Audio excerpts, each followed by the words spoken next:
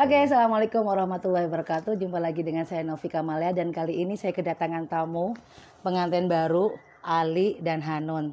Congratulations loh, selamat loh atas pernikahannya. Cuma yang bikin saya sakit hati, kenapa nggak ngundang saya Ali? Coba Yang kamu diundang kasih itu orang-orang penjelasan. khusus aja. Saya nggak khusus Li. Allahu Akbar. Ini adik saya ya. Nun, selamat ya. Tepatnya tanggal berapa sih kemarin yang 24. 24. 24. Kenapa tanggal itu yang kamu pilih, Li? Kalau Ya, boleh karena tahu. waktunya ditentukan oleh doi. Oh, gitu. Bukan karena ada angka yang apa gitu keberuntungan. Itu hasil kesepakatan keluarga sih. Keluarga dari dalam. Jadi paling tepatnya adalah waktu itu di pesantren lagi tidak ada acara gitu. Itu liburan nggak sih, Nun? Enggak Bukan ya? bukan Tetep liburan, tapi kan sebelumnya kan penerimaan santri. Oh iya ya, benar. Jadi memang menyesuaikan dengan itunya sebenarnya. Aku pernah dengar kamu jawabannya kenapa sih sampai begitu, sampai saya nggak diundang. Iya karena prosesnya cepet. Memang prosesnya cepet ya, Li ya? Banget. Banget. Kamu nggak menyangka dan nggak menyangka kan secepat ini? Nggak menyangka. Nggak menyangka. Nggak menyangka banget. Lah, aku pengen tahu begini, Li. Maksud saya, mungkin nanti Hanun bisa nambahin gitu. Maksud saya kan gini, ini kenapa prosesnya cepat gitu? Kamu seyakin apa sih? Kenapa? Nih kebetulan Ali sama Hanun bawa anak-anaknya ke sini gitu ya. Li, apa yang membuat kamu yakin sama Hanun dan prosesnya begitu cepat? Itu seperti apa, Li? Bisa nggak ceritain, Li? Ya karena nggak ada alasan untuk nggak yakin ya. Apa yang membuat kamu yakin? Ya karena nggak ada alasan untuk nggak yakin gitu loh. Oke. Karena semuanya yakin. Iya, nggak ada alasan. Oke. Yang satu ya secara ini kan beliau adalah anak dari tuan guruku gitu kan. Ya. Ini yang saya pengen nanyain ke kamu, Li. Kamu tuh kan, mohon maaf nih ya, mohon maaf. Ali ini tinggal di Jember, dulunya di Jakarta bareng sama saya. Orang yang, maksud saya secara ekonomi, lu hanya orang, kita lagi wawancara sebentar.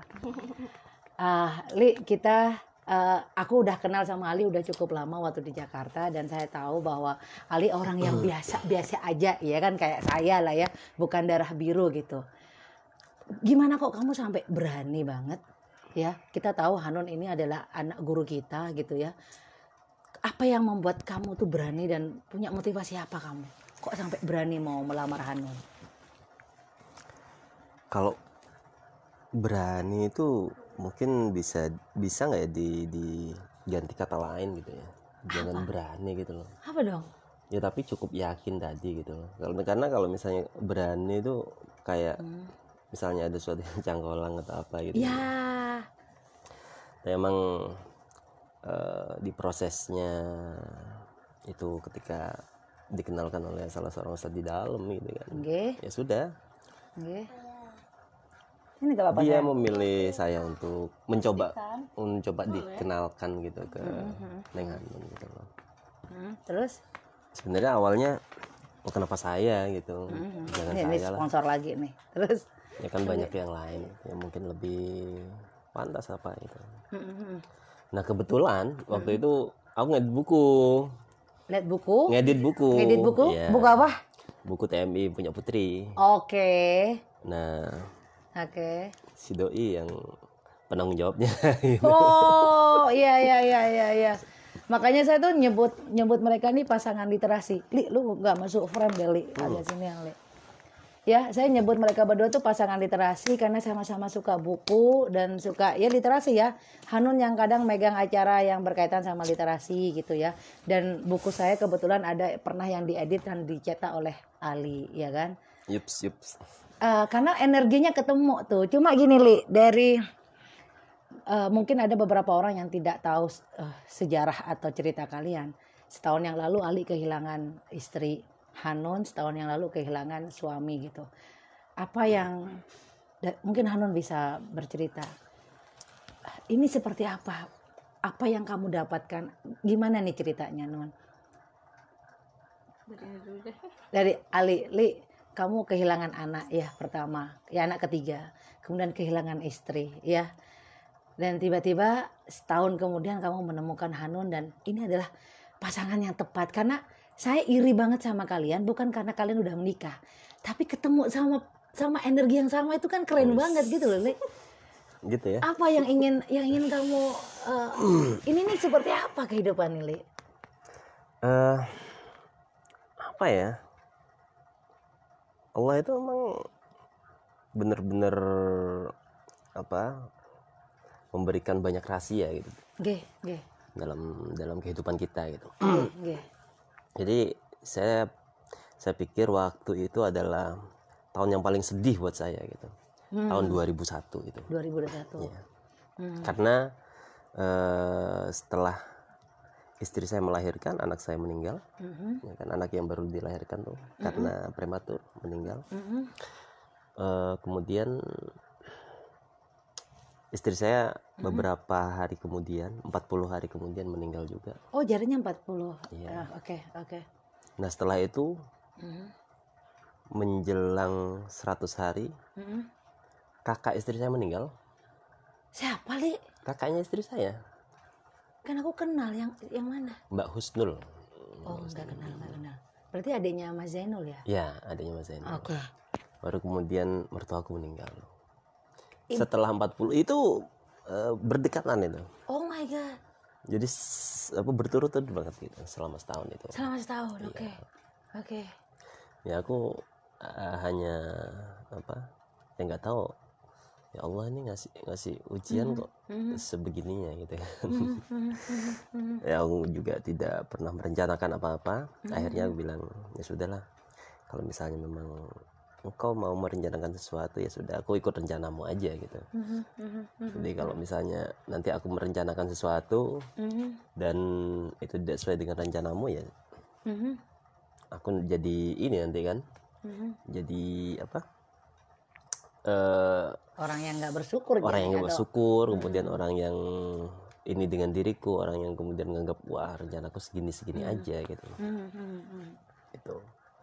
Mau kemudian ya sudah aku pasrahkan aja, ya udah deh, aku mau digimanain terserah gitu ke Allah itu. Tapi pernah nggak pada waktu itu kamu kayak marah sama Tuhan gitu? Kenapa marah, lu kok begini sih gitu?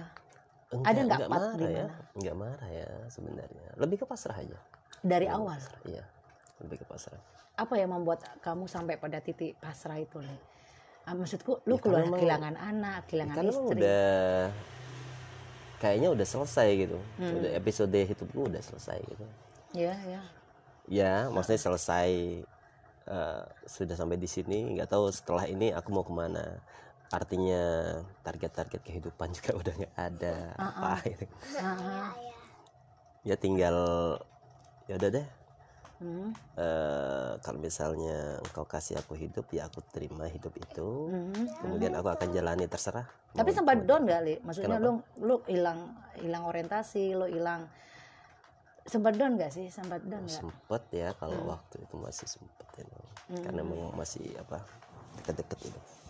Iya. Cuma ya lagi-lagi ya cuma satu-satunya yang aku punya cuma Allah aja gitu. Nah, dan setelah lu sekarang menikah sama Hanun ya, apa yang kamu rasakan? Ya seneng dong. Iya dong. Orang nikah nggak seneng.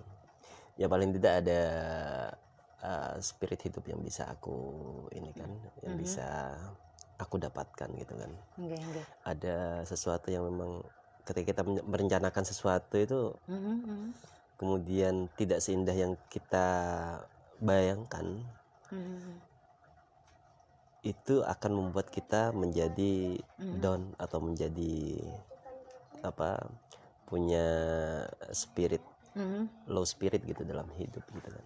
Tapi ketika kita merencanakan sesuatu tapi kita melibatkan Allah gitu kan, ya sudah. Dan ya itu yang mungkin aku lakukan selama beberapa bulan itu gitu. Dan aku juga tidak pernah berpikir untuk menikah lagi karena hidupku karena hidupku hanya buat anak-anak gitu. Ya.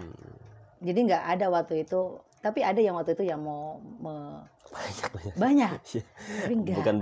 Bukan ini ya, ditawari gitu, ada tangga gitu. Sampai ada beberapa yang memang ini masuk ke aku tapi lewat orang gitu kan.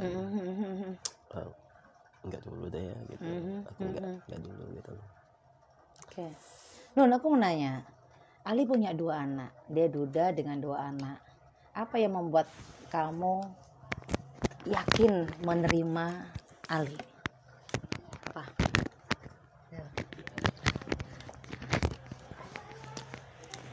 Ya kan, 2 anak, kamu tambah 1 anak.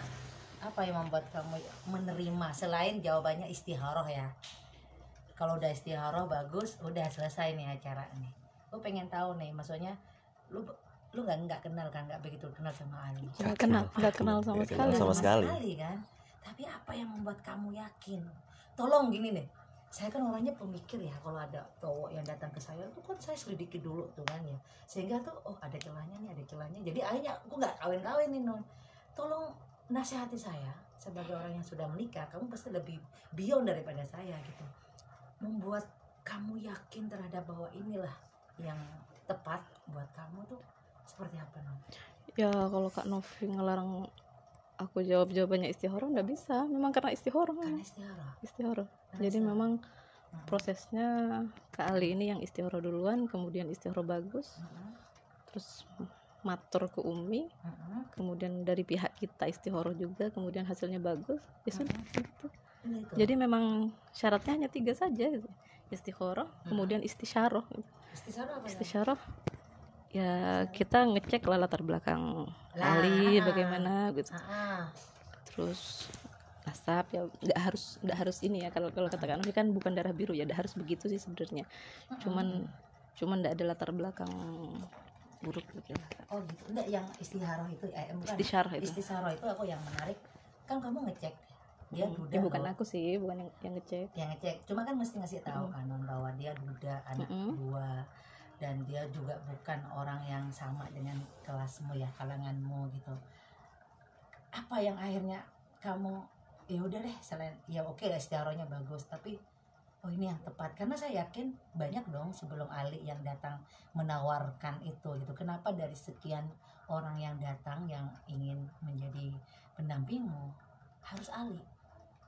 Ya memang karena ini ya sih Kak, aku kan mau hidup di pondok gitu ya. Memang dari awal memang nawaitu mewakafkan diri untuk pondok. Jadi memang yang aku pertimbangin untuk jadi temanku, ngedampingin aku ya orang yang juga siap buat mewakafkan diri buat pondok gitu.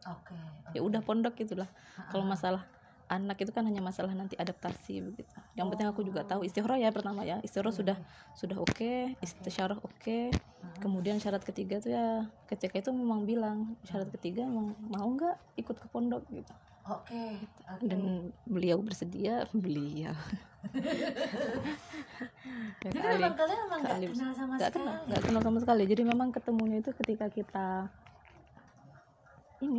ngurus buku itu. Jadi memang momen 50 tahun TMI itu ada program bikin buku alumni itu, TMI dalam rindu, TMI dalam haru itu. Udah tahu kan ya?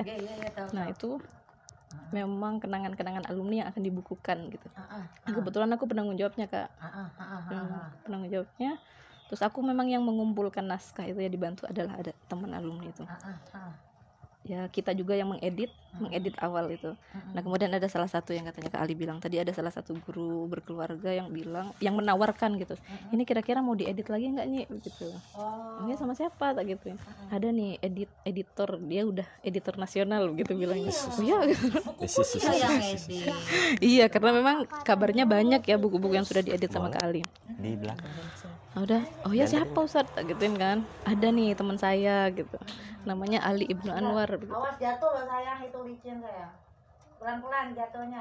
Jadi cerita kan ya gini ya. Iya nggak apa-apa. Terus namanya Ali Ibnu Anwar gitu. Terus aku gini, kayaknya pernah denger deh gitu. Kamu dengarnya kapan? Bukan pernah denger sih, pernah ngelihat buku. Karena setahun sebelumnya itu ketika momen apa ya, TMI menulis kalau nggak salah kan, di setiap tahun ada momen TMI menulis. Nah kebetulan kan aku konsultan Bapusbit Kak di pondok itu. ada momen bazar buku alumni. Jadi kita mengumpulkan buku-buku alumni itu. Dan aku tahu kan kalau ada buku alumni dengan penulis Ali Ibnu Anwar. Jangan-jangan yang itu. Ya nggak tahu orangnya yang mana, nama lengkapnya siapa, ya nggak tahu gitu tuh. Ya sudahlah Ustadz gitu. Nggak apa-apa kalau mau edit sentuhan akhirnya begitu. Editor inilah editor nasional tak gituin. Tapi saya tidak mau menghubungi ya Ustadz ya, jadi memang sudah antum saja begitu saya. Jadi memang yang komunikasi bukan saya gitu masalah buku ini. Udah ini langsung Ustadz yang bersangkutan itu sama Kak. Jadi ketemu pertama kali itu sudah niat mau melamar ya Lia? Enggak. Ini kan ketemu satu baru kali, ya? Kayaknya baru saya mengurus ini berhubungan sama Kak Ali ini ketika sudah proses ISBN ya. Proses ISBN sudah mau cetak gitu, karena ribet kan kalau dari orang ke orang gitu biar cepet, sedangkan mepet gitu. Ya udah sejak itu. Kebetulan aku punya penerbit gitu kan. Kan buku itu diterbitkan di penerbitan Kali terus dicetak pun di sana, yang layout yang ngedit. Tapi aku mau nanya Nun, kamu kan baru nih juga kehilangan pasangan. Terus tiba-tiba sekarang episodemu udah membahagiakan gitu. Cerita dong, kamu tuh memaknai kebahagiaan, memaknai kehidupan itu seperti apa?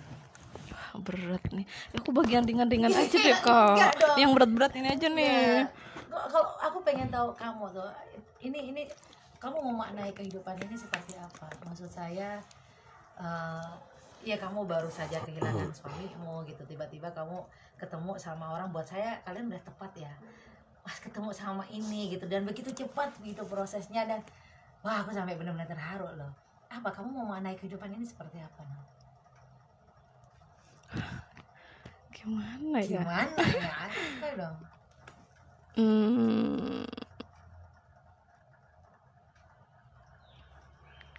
Gak tahu deh. Ya diambil simpelnya, saya sakit dinikmatin, bahagia ya dinikmatin begitu.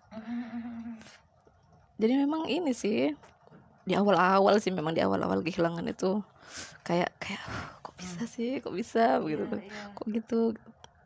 Tapi lama-lama ya karena memang aku ini ya Kak ya, banyak keluarga di samping aku, banyak yang ngedampingin, jadi mungkin kerasa beratnya itu ya ketika iddah saja mungkin. Karena memang nggak ada aktivitas gitu.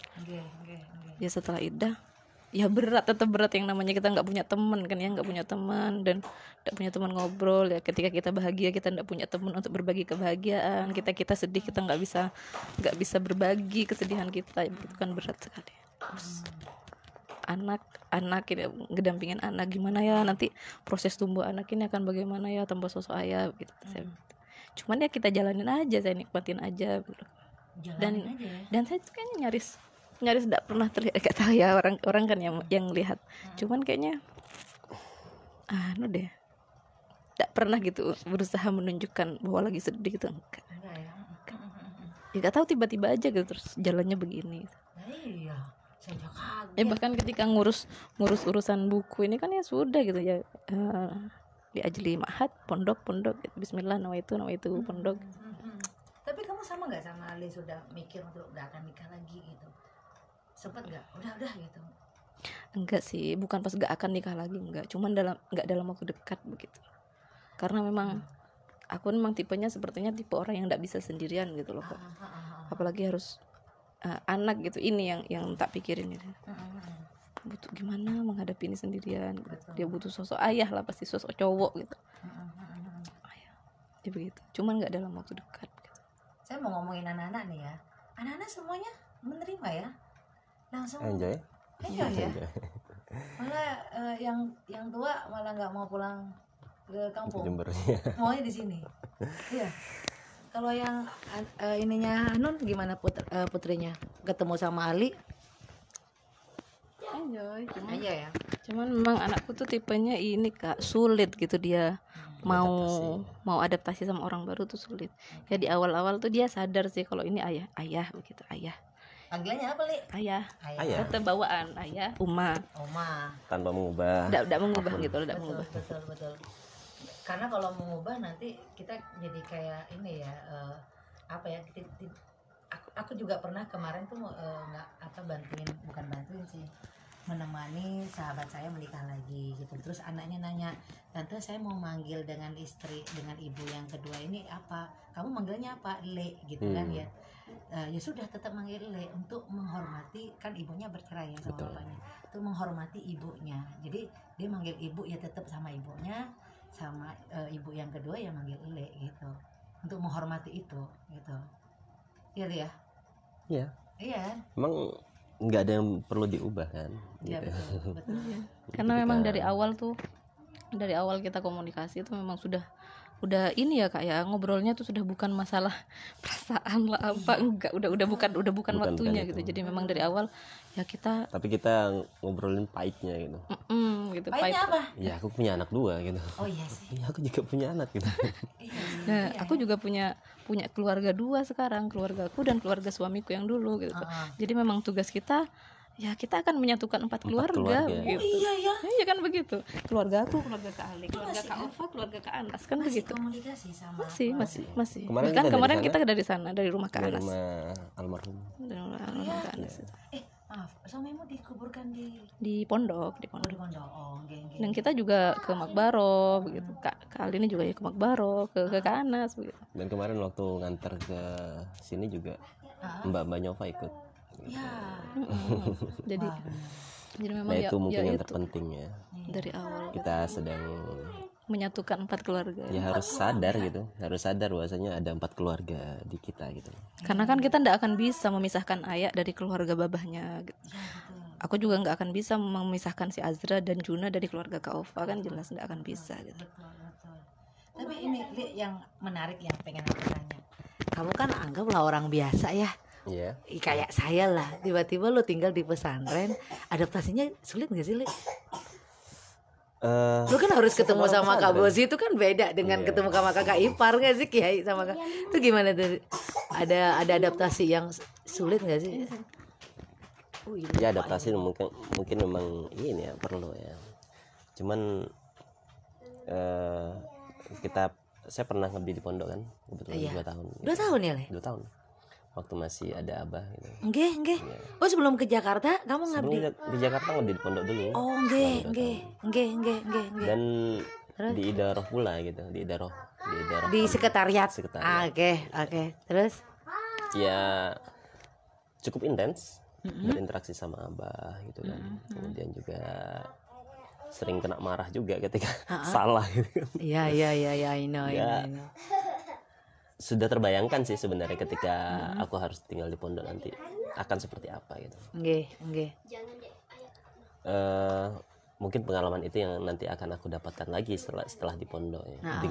Dengan waktu dan kondisi yang berbeda gitu loh. Jadi mungkin dari ustaz-ustaznya juga udah berbeda gitu kan. Kemudian juga partner kerjanya juga berbeda gitu. Tapi secara keseluruhan sih karena ini adalah pesantren yang sistemnya udah solid gitu kan ya. Jadi kayaknya memang tidak terlalu ini ya untuk beradaptasi gitu. Tidak terlalu. Li, saya pernah dapat info kalau dulu almarhum Kiai Idris pernah meminta kamu untuk mengabdi di dalam selamanya. Betul. Dan sekarang lu mau nggak mau itu syarat dari Hanun, lu harus ngabdi. Li, coba kamu bisa nggak mendeskripsikan makna ini, perjalanan ini seperti apa, Li? Lu dulu diminta lo sama Kiai Idris untuk ngabdi selama-lamanya di pondok. Lu nggak mau, lu pamit kan ke Jakarta? Pamit. Iya kan? Maaf Kiai, saya mau ke Jakarta. Terus tiba-tiba lu sekarang ngabdi, lu bukan ngabdi lagi nih. Itu gimana, Li? Mewakafkan diri. Iya sudah. Itu gimana, Li? Kamu bisa nggak menjelaskan, wah seperti apa ini kehidupan ini? Kok tiba-tiba lu yang awalnya disuruh nggak mau? Ya mungkin dari awal tuh ada isyarah yang kita tidak tahu ada apa dengan isyarah itu gitu. Misalnya kenapa dulu abah nggak ngebolehin saya untuk pergi ke Jakarta? Ya, emang nggak boleh? Udah beberapa kali, maksudnya setelah beberapa kali gitu loh. Setelah beberapa kali. Sempat ditolak kamu mau keluar, jangan gitu. Jadi tahun pengabdian saya ingin keluar gitu. Sudahlah, kamu masih dibutuhkan pondok gitu kan. Maka aku tetap tetap di dalam gitu. Kemudian ya tahun kedua itu sempat beberapa kali pengen ini, kalau nggak salah apa 7 atau 8 kali gitu. Terus ya selama beberapa kali itu belum dapat restu gitu dari abah itu. Oke. Dan baru yang terakhir itu gitu kan. Iya. Ya mungkin ini anak ini kok maksa gitu Kan udah akhirnya diizinkan sama abah. diizinkan sama abah. Ya sudahlah, kalau misalnya emang pilihanmu itu nggak apa-apa gitu kan. Iya. Diizinkan akhirnya gitu. Dan tiba-tiba lu harus tinggal di sini selamanya tuh gimana nih? Ya Lu mau maknai itu gimana tuh? bukan bagaimana lagi gitu ya. Kalau bagaimana lagi kan memang kayak pasrah gitu. Tapi lebih ke arah anakku nanti akan seperti apa gitu. Harus dapat apa? Harus dapat ibu yang tepat ya, pengganti yang tepat gitu. Artinya ketika memang jadi bukan lagi untuk kepentinganku aja gitu loh menikah itu, tapi untuk kepentingan anak-anak gitu loh. Jadi sampai kapanpun mungkin aku nggak akan pernah menikah kalau misalnya aku ngelihat dalam prosesnya itu, terutama dengan anak-anak ya. Dia tidak bisa dekat atau ini sama anak-anak, ya mungkin itu syarat yang nggak bisa aku ini gitu loh, nggak bisa aku hindari gitu. Harus itu gitu. Harus.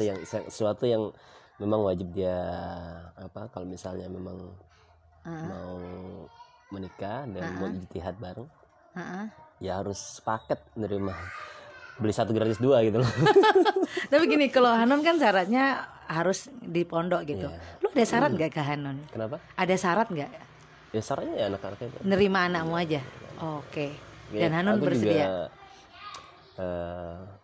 menjelaskan bagaimana kondisi latar keluargaku. Ketika itu tidak jadi persoalan, ya aku juga tidak mempersoalkan banyak hal gitu. Nun, dia kan penyair ya. Lu pernah nggak sih dirayu-rayu pakai kata-kata gitu tuh waktu PDKT, Nun? Belum, masih disimpan. Iya, lu nggak pernah ya? Enggak pernah. Ya. Hah? Dibalas loh sama aku kalau sampai ini. Lah iya, nggak pernah. Lu nggak pernah dikasih kata-kata gitu waktu yang PDKT gitu, Le? Nggak pernah. Enggak pernah tau. Aku belum. Sekarang nih terakhir ya. Lu harus puisiin. Gue punya buku loh. Apa? Buku puisi yang pernah kamu kasih ke aku, atau kamu punya puisi baru nih buat Hanun. Bacain dong ya, Nun, enggak ya?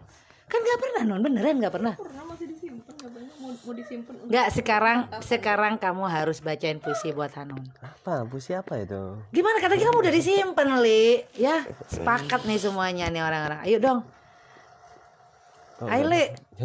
Jangan sekarang gimana? Atau aku bawain bukunya kamu? Ambilin bukunya kamu. Jangan sekarang. Untuk di lain kesempatan aja. Di lain kesempatan. Tapi benar, Hanun, biasanya kalau Ali kan karena dia penyair, dia stok ininya. Nah, itu juga banyak yang berpikir seperti itu. Iya. Gue pikir kamu dirayu dengan kata-kata loh, Nun. Enggak. Aku lebih mahir. Kan? Aku tuh nggak nyangka ya, karena mereka semua sama-sama penyair, dia berpuisi juga. Kalau tengkar pun tengkar puisi. Nah iya kayak gitu. Oke, sekian deh. Terima kasih atas waktunya. Ini anaknya, sini sayang, kakak sini. Ini yang pertama, kakak siapa namanya? Kakak Namanya siapa? Azra. Ini nama Kak Azra. Ini yang paling bungsu siapa namanya? Ayah. Wah. Suraya. Terus ini siapa? Arjuna. Lah ini keluarga baru Ali dan Hanun. Saya doakan semoga ini pasti langgeng deh. Nggak tahu ya, aku yakin aja gitu karena energinya sama. Cuma mungkin ini bukan nasihat sih, mungkin karena saya sebagai kakak, sebagai sosiolog juga, cuma pengen nitipin begini. Saya titip nitip Hanun titip Ali. Kalian adalah adik-adik saya. Dan kalaupun nanti ada masalah gitu, ya namanya rumah tangga pasti ada masalah. Tetap harus saling menguatkan, tetap harus saling Jangan pernah saling meninggalkan, jangan pernah saling pergi, tetap selalu saling menguatkan. Itu ya. Dan saya yakin karena energinya sama, saya yakin mau tengkar kayak apapun mereka pasti akan tetap bersatu, gitu ya. Oke. Terima kasih Ali sudah hadir. Sengaja katanya dia mau ke rumah, ya kan? Mau ke rumah, langsung saya mikir langsung di podcast. Ini baru nyampe langsung saya ajak podcast. Yang nonton 22 orang lah, Li. Padahal aku nggak woro-woro. Ya, jadi saya langsung nyulik. Hanun, apa yang ingin sampaikan terakhir, Nun? Bilang-bilang padahal niatnya mau ini loh. Mau silaturahim malah di ini ya. Aduh, tapi makasih loh, Kak. Tolong kasih nasihat dong buat saya. Karena ya kalau misalnya menikah kan kamu sudah kali gua aja belum pernah sama sekali. Apa ya? Apa yang ingin kamu sampaikan? Ya sama seperti kata Ali sih, libatkan Allah gitu aja sih Kak. Yang pertama tuh memang harus Allah dulu. Habis itu biar urusannya, aduh sayang ya sayang. Urusannya nanti ini deh. Betul. Oke, terima kasih Li. Oke. Ada lagi yang mau kamu ingin sampaikan, Li? Sudah. Terima kasih semuanya sudah menonton. Ayo Kakak Zarah, ditutup Kakak Zarah. Halo, gitu selamat. Coba. Terima kasih sudah menonton. Hah? Terima kasih enggak. Oke, terima kasih semuanya sudah menonton. Assalamualaikum warahmatullahi wabarakatuh, Kakak.